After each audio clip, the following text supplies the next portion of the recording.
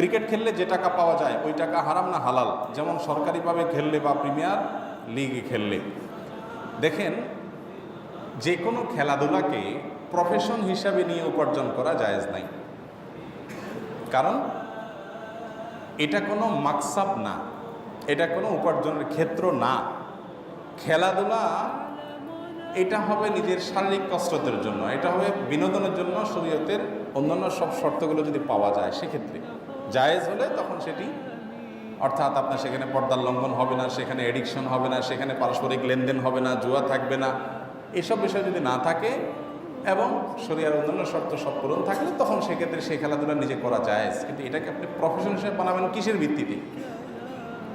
এটা কোন কাজটার আপনি প্রফেশন হিসাবে নিলেন? আপনি এখানে কী করলেন? অ্যাচিভমেন্টটা কী? বিশেষ করে যখন এই জাতীয় খেলাগুলো মানুষকে আল্লাহ থেকে গাফিল করায়, যখন এই জাতীয় খেলাগুলো মানুষের মধ্যে নেশার সৃষ্টি করে, ইমানের চেতনাকে দুর্বল করে দেয়, তখন এগুলোকে আবার পেশা হিসেবে নিয়ে সেখান থেকে আবার উপার্জন করা, এটা কোনো অবস্থাতেই ইমানদারের জন্য কোনো ভালো উপার্জন হতে পারে না।